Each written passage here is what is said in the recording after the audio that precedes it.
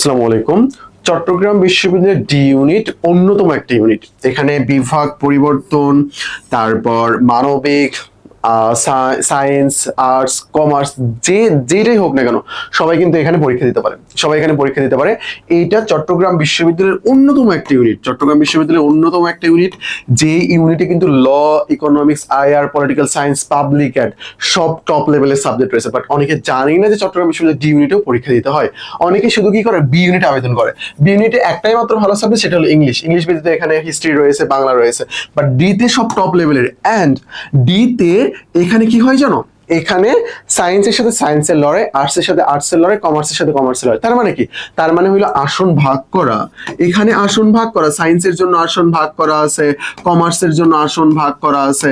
তো এখানে তোমার কোনো পেইন নাই, এখানে কোনো পেইন নাই। তোমার লড়াই তোমার বিভাগের শিক্ষার্থীর সাথে হবে, তোমাদের বিভাগের কি হবে, শিক্ষার্থীর সাথে হবে। এখন কথা হইলো যে ভাইয়া, আমি এখানে পাস মার্ক সম্পর্কে একটা পিডিএফ আছে, তোমাদের পিকচার আছে, ওটা আমি তোমাদেরকে দেখাবো, সমস্যা নেই। ওকে, জি ইউনিটে ভাইয়া কাট মার্ক বা সেভ জোন এটা কি? প্রথমত তোমরা যারা কাট মার্ক সম্পর্কে জানো না, তোমাদেরকে বলি, কাট মার্ক হইলো এমন একটা মার্ক, যে মার্ক পেয়ে সর্বশেষ শিক্ষার্থী চান্স পেয়েছে।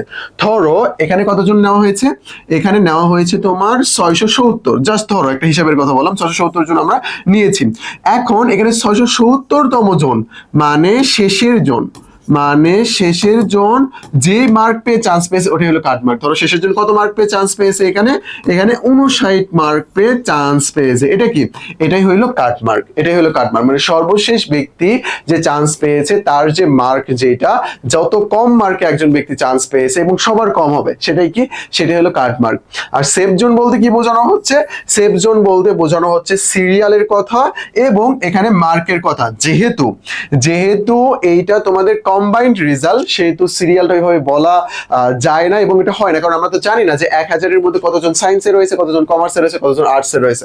বাট মার্কের উপর ভিত্তি করে আমরা বলতে পারি যে তোমার যে মার্কটা রয়েছে এটা সেফ জোন, এটা আমার সেফ জোন। এবং তোমাদেরকে বলি আরো কয়েকটা কথা, কাট মার্ক, সেফ জোন এইগুলো নির্ভর করে পরীক্ষাটা কখন হচ্ছে। ধরো ঢাকা ইউনিভার্সিটির রেজাল্টের আগে চবির পরীক্ষা হয়েছে। কি বলছি আমি? ঢাকা ইউনিভার্সিটির পরীক্ষার আচ্ছা আমি সরি, ধরো কি হয়েছে, এখানে ঢাকা ইউনিভার্সিটির রেজাল্টের আগে কি হয়েছে, চবির পরীক্ষা হয়েছে, তাই না? তার মানে কি? তার মানে যারা ঢাবিতে চান্স পেয়েছে বা চান্স পাবে তারাও কি করবে, তারাও চবিতে পরীক্ষা দেবে। ঢাকা ইউনিভার্সিটি রেজাল্ট এখনো দেয় নাই, তো একজন শিক্ষার্থী তো ভয়ে থাকে, তার তো একটা ইউনিভার্সিটি দরকার, তাই না? সে তো জানে না যে ঢাকা ইউনিভার্সিটি চান্স হয়ে গেছে তার।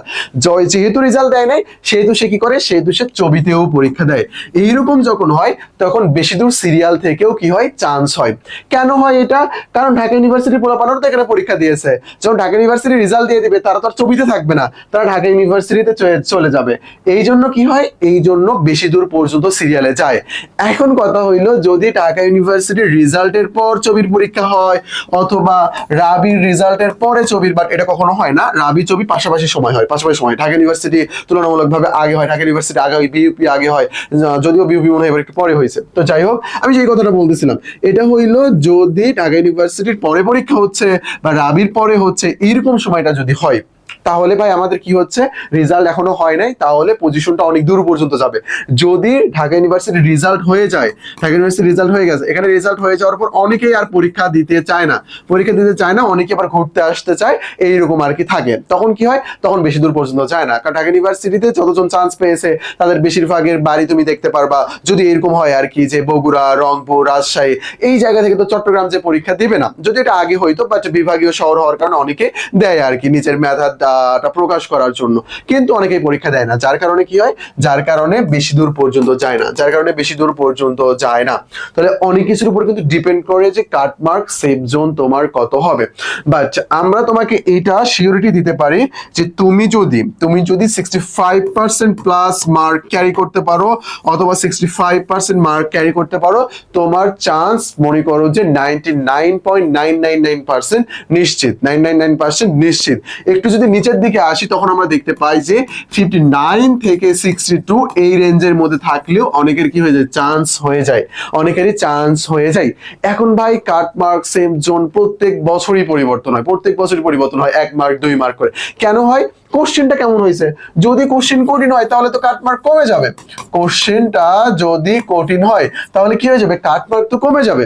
কোশ্চেন যদি কঠিন হয় তাহলে কাটমার্ক কিভাবে কমে যাবে, কোশ্চেন যদি অনেক বেশি ইজি হয়, কোশ্চেন যদি অনেক বেশি ইজি হয় তখন কি হবে, তখন কিন্তু কাটমার্ক আবার বেড়ে যাবে, তখন কাটমার্ক বেড়ে যাবে। তাহলে আমরা দুইটা বিষয় দেখলাম, একটা কি, একটা হইলো পরীক্ষাটা কোন সময় হচ্ছে এবং কোশ্চেন কেমন হচ্ছে। যদি কোশ্চেন অনেক বেশি সহজ হয় তাহলে তো সবার মার্কই বেড়ে যাবে, আর কোশ্চেন যদি কঠিন হয় তাহলে কাটমার্ক কমে আসবে। বাট তুমি তোমার টার্গেট থাকবে যেভাবেই হোক আমি কি যেন করতে পারি, 75% মার্ক যেন করতে পারি, এইটা কমে যেন 65 তার নিচে যেন না আসে, তার নিচে যেন না আসে, তাহলে কিন্তু চান্স পাওয়ার পসিবিলিটি কমে যায়। যখন হঠাৎ করে 59 হয়ে যায় তখন কিন্তু অনেক সম্ভাবনা কমে যায়, বাট 65 হলে তোমার সম্ভাবনাটা অনেক বেশি থেকে যায়, অনেক বেশি থেকে যায়।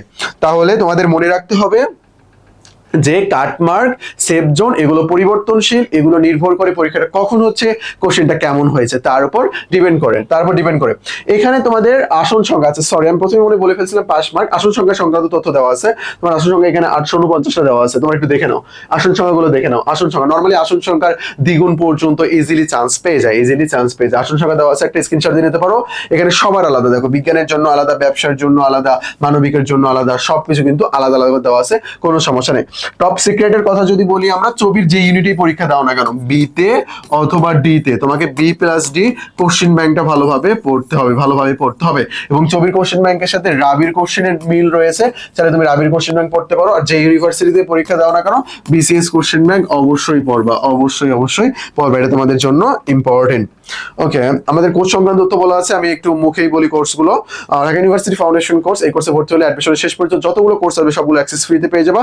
একই রকম হইলো সেকেন্ড টাইম ফাউন্ডেশন কোর্স। এর ব্যতীত আমাদের কিছু আলাদা আলাদা ইউনিভার্সিটি কোর্স রয়েছে, যেমন রাবি কেন্দ্রিক, চবি কেন্দ্রিক কোর্স রয়েছে, এখানে ইংলিশও রয়েছে। কোর্স সংক্রান্ত আরো ডিটেলস জানতে তোমরা এই নাম্বারে যোগাযোগ করতে পারো, তোমার ডেসক্রিপশন বক্সে সব দেওয়া আছে। ও হ্যাঁ, আমাদের কিন্তু 1+1 test, memorising test, mentoring, solving সুযোগ সুবিধা থাকবে। তারপরে এই যে 3টা প্রিমিয়াম বই তোমাদেরকে প্রোভাইড করা হবে, কিন্তু বুঝতে পেরেছো? সো ভালোভাবে প্রিপারেশন নাও, আমাদের সাথে যোগাযোগ করে ভর্তি হইতে পারো, অনেক বেশি অপরচুনিটি পাবো। আমাদের ক্লাস কোয়ালিটি দেখো, পরীক্ষাগুলো দেখো, বইগুলো দেখো, তাহলেই বুঝতে পারবা। আজকে পর্যন্তই, আসসালামু আলাইকুম।